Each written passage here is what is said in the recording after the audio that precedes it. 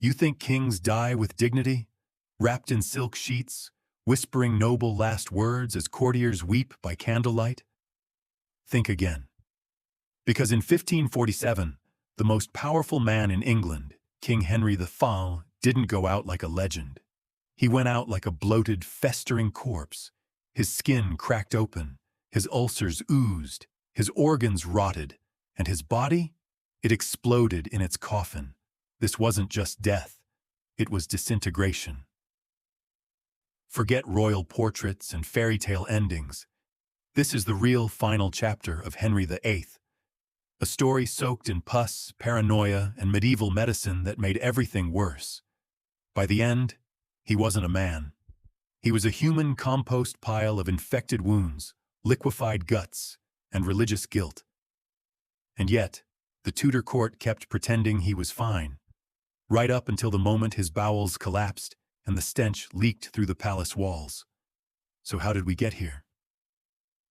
How did England's golden boy, the young, athletic prince who once jousted like a god, become a monstrous, immobile tyrant whose legs festered with black ulcers and whose screams echoed through Whitehall Palace? How does a king so obsessed with power, pride, and perfection end up drowning in his own fluids, while priests pray his soul isn't already damned? And here's the real kicker. Henry knew he was dying, knew his body was failing, that his enemies were circling like vultures, and that God, the one he'd crowned himself head of the church for, might not be on his side after all. This wasn't just the death of a king. This was a slow-motion implosion of a man who tried to control everything: wives, religion, legacy, and ended up controlled by his own collapsing flesh. We're talking rotting legs that reeked so badly servants had to draw straws to approach him. We're talking secret midnight hallucinations of the ghosts he'd executed: Anne Boleyn, Thomas More, whispering at the foot of his bed. We're talking desperate doctors packing his wounds with boiled onions, gold powder, and even human bone, because no one dared tell the king that he was literally falling apart. And when death finally came, it didn't knock politely. It burst through the seams, literally. His royal coffin split open under the pressure of internal gases, leaking putrid fluids onto the floor of the chapel. Dogs licked it up. You don't learn that in history class. By the end of this video, you'll understand why the death of Henry VIII wasn't just gross. It was symbolic. A bloated, bleeding metaphor for everything rotten in his kingdom, from royal corruption to medieval medicine. So brace yourself, because this isn't a fairy tale. It's a horror story, and it's real. Let's dive into the twisted truth of how the most powerful monarch in England melted from the inside and took his kingdom's innocence with him. Once upon a time, Henry VIII was the medieval equivalent of a celebrity athlete. Tall, broad-shouldered, and chiseled, he hunted, danced, jousted, and composed music. Foreign ambassadors raved about his presence. Women adored him, men envied him. But behind the velvet and gold was a time bomb ticking inside his body. It began with a jousting accident in 1536. His horse fell, and Henry was crushed. He was unconscious for 2 hours, long enough that everyone thought he was dead. When he woke, something had changed. Not just in his skull, which likely suffered traumatic brain injury, but in his mind. His personality darkened. His paranoia skyrocketed. His cruelty became policy. The injury also destroyed his legs. Ulcers began forming that never healed. Doctors tried everything: animal fat, gold powder, even honey-soaked bandages. Nothing worked. The once glorious king began to swell. By the time of his death, he weighed over 400 pounds. His waist? 54 inches. His body couldn't carry him anymore, so his attendants used mechanical hoists to lift him like a sack of infected meat. And then the smell came. A stench so foul, courtiers would gag behind perfumed handkerchiefs. Servants reportedly drew straws to see who had to get close. The Golden Prince was gone. What remained was a rotting monster in silk robes, too powerful to be stopped, too decayed to be saved. and it was only getting worse. You want to know what finally brought down the King of England? A leg. Specifically, a leg so diseased, so ulcerated, that it literally rotted while he was alive. It oozed black pus. It emitted a smell so putrid that it cleared rooms. And yet, Henry refused amputation. Not because he feared pain, he feared appearing weak. Pride, not pus, would be his downfall. Royal physicians were helpless. Medieval medicine didn't offer much beyond prayers and filth. Some attempted herbal compresses made from onions and vinegar. Others rubbed in pastes made of ground pearls or powdered gold. One physician even recommended boiling human bone and marrow into a salve. Henry allowed it. None of it helped. By the 1540s, the ulcers had tunneled so deep, they exposed bone. Infection crept into his bloodstream. Modern historians now suspect sepsis and osteomyelitis. His body was at war with itself, and every day his mind followed. Servants had to dress the leg multiple times a day, scraping away necrotic tissue while Henry screamed in agony. Sometimes he passed out. Sometimes he vomited. But he never surrendered. He was Henry VIII, and no amount of rot would make him bow. But behind closed doors, the rot wasn't just in his leg. It was spreading to his brain. And soon, the most terrifying organ in England, the one wearing the crown, would begin to break down completely. Henry's body was failing. But what truly terrified the court was what began happening in his mind. In his final years, Henry V descended into what can only be described as a royal nightmare. He hallucinated. He raged without warning. He talked to people who weren't there, and not just any people, his dead wives. Anne Boleyn, Catherine of Aragon, even Thomas More, whom he'd had executed. Henry would wake screaming, sweating, convinced their ghosts stood at the foot of his bed, silently accusing him. And perhaps they were right to. By this time, Henry had executed over 70,000 people, including close friends, advisors, and even 2 queens. Blood was on his hands, and now it was seeping into his dreams. Historians believe his personality shift may have been caused by the 1536 jousting injury, which likely caused brain trauma. But others suspect Cushing's syndrome, a rare condition linked to steroid-producing tumors, which causes massive weight gain, mood swings, and, yes, paranoia.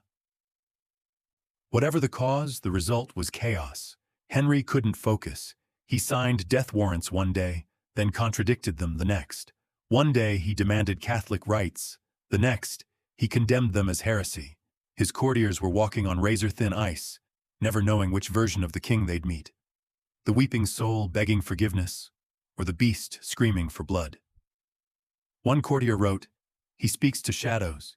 He fears the night, not for what it hides, but for what it reveals." And the worst part? He still had total control over the realm. While Henry VIII deteriorated behind locked doors, the rest of England played along, because the truth was more dangerous than the disease. Official proclamations insisted the king was in vigorous health. Meanwhile, he was bedridden, soaked in his own sweat, his leg wrapped in cloth so saturated with pus, it had to be burned after each use.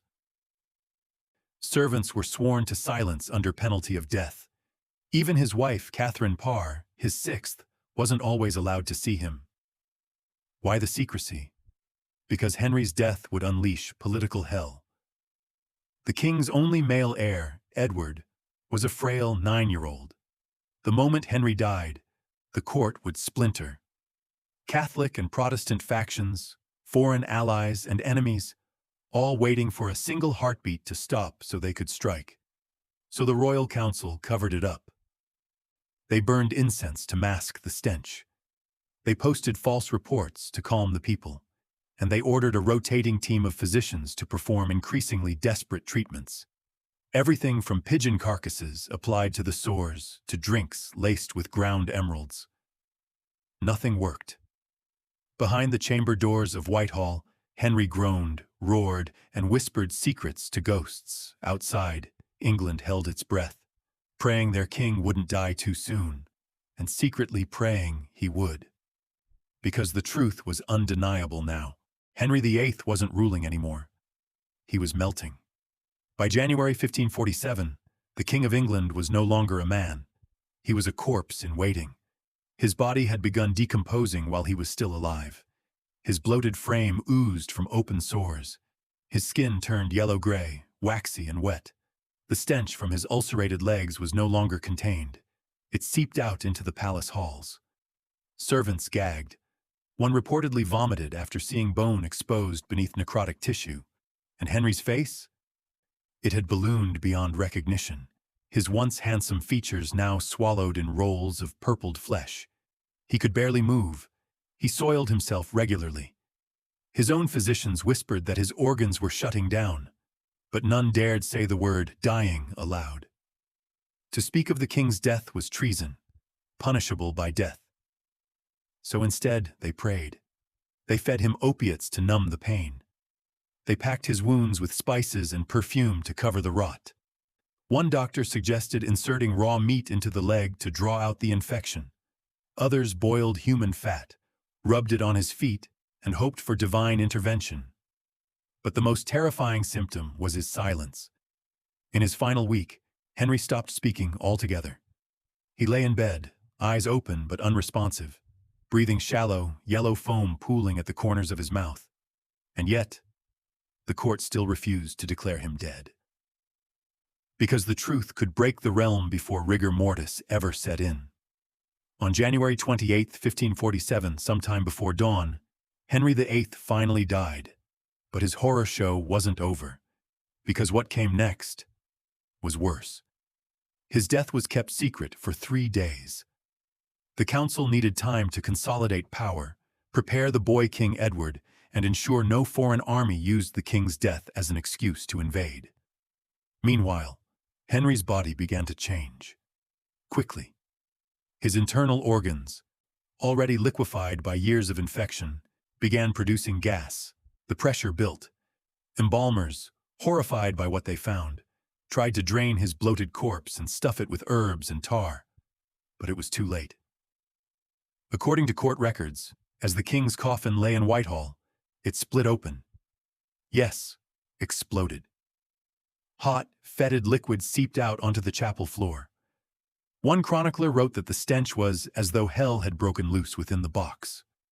Another claimed dogs licked up the seepage, sending priests into a panic. Henry's body, filled with rot and pride, had refused to die quietly. He defiled his own tomb before he ever reached it. This was not a death. It was a revelation.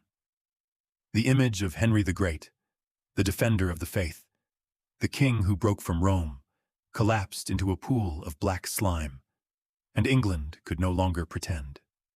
The king who had ruled by fear, whose ego reshaped religion, whose wives had bled for his legacy, had melted from the inside out. And now, his kingdom would have to live with what was left behind. You'd think the burial of England's most powerful monarch would be a majestic affair. Instead, it was a disaster, a medieval biohazard in velvet robes. Henry's body was so bloated it wouldn't fit into a standard coffin. They had to custom build one twice the usual size, lined with lead, reinforced with iron, and sealed with tar. Even then, the embalmers couldn't fully preserve him. His internal decay was so advanced that the cavity wouldn't stop leaking, no matter how many herbs they stuffed inside. The journey from Whitehall to Windsor was supposed to be solemn. It was grotesque. The lead-lined coffin sagged under the weight. Court witnesses described it as sweating.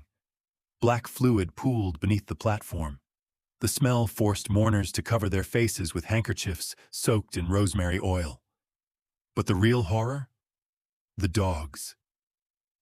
As the massive casket sat overnight in Sion Abbey, a stop on the funeral route, the lead lining ruptured again, this time in public. Viscous, bloody liquid seeped through the base. Local dogs broke into the chapel, lapped at the puddles, and had to be dragged away by priests. Yes, you heard that right. Dogs drank the king. A man who once styled himself as God's anointed, now reduced to a leaking husk devoured by strays. And still, the propaganda machine marched on. Effigies showed Henry in full armor. Paintings immortalized his strong jaw and firm pose. But the truth was seeping out, in every sense of the word. Even in death, Henry tried to control England.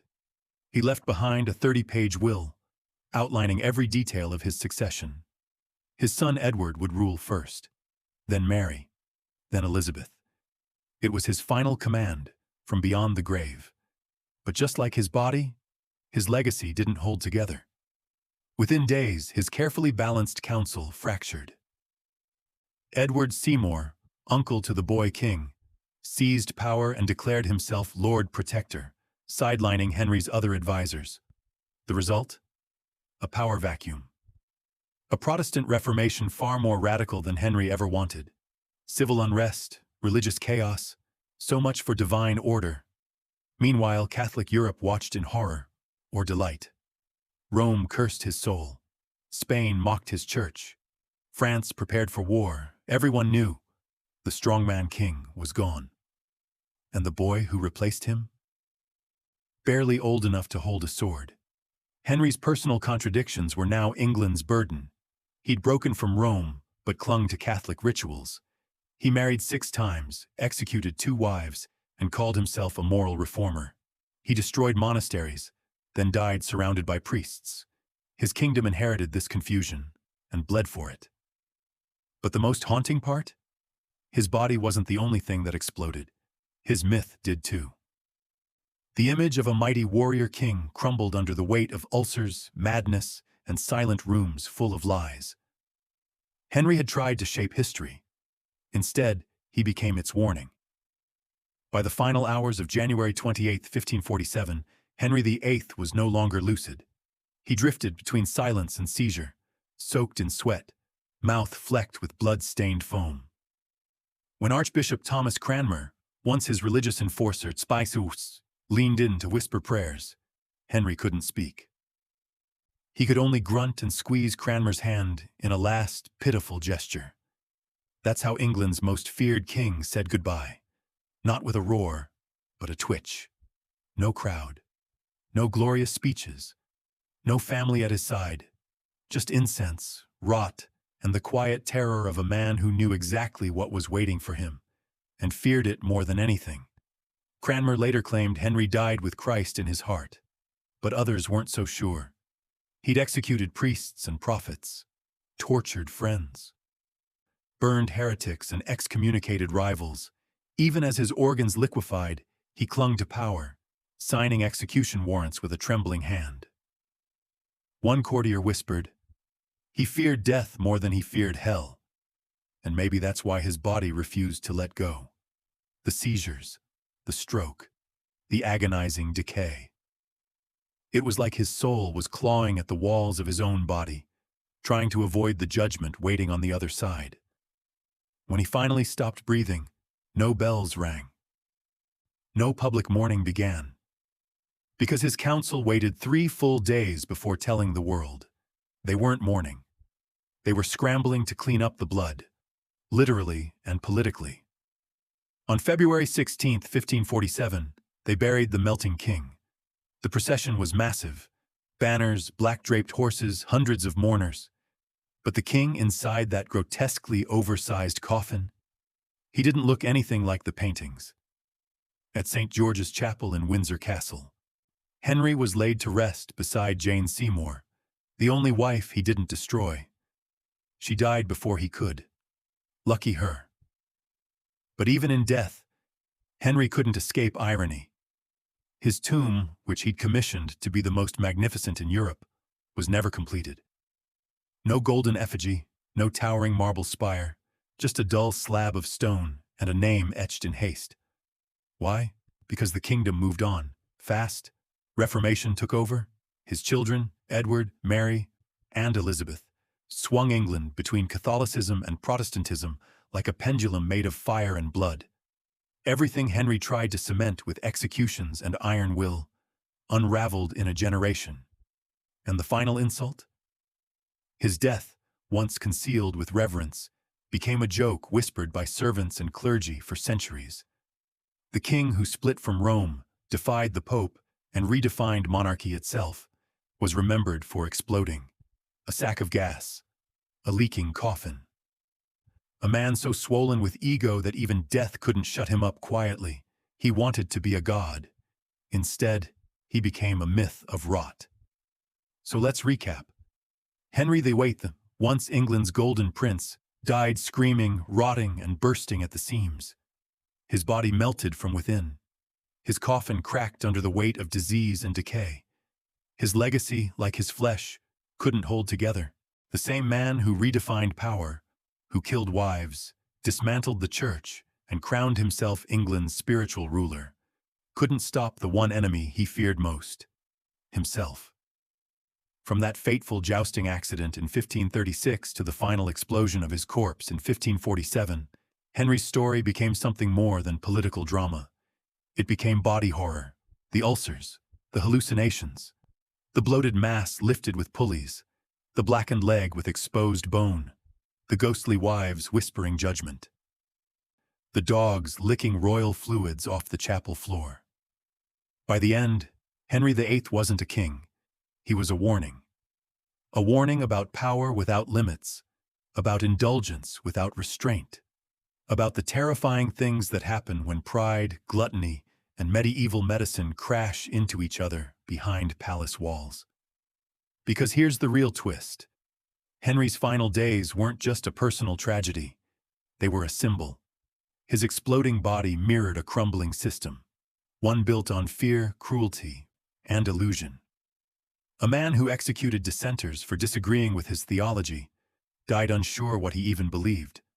A man obsessed with control lost every function, even his bowels. A king who claimed divine right became dog food. Let that sink in. This wasn't just a historical death. It was a rotting parable. And yet, we still worship strongmen. We still crave power without conscience. We still cover rot with incense and gold leaf. So ask yourself, what modern leader might one day explode under the weight of their own ego? Which myth of control will burst next? And when it happens, will anyone be surprised? History doesn't repeat itself, but it does leak.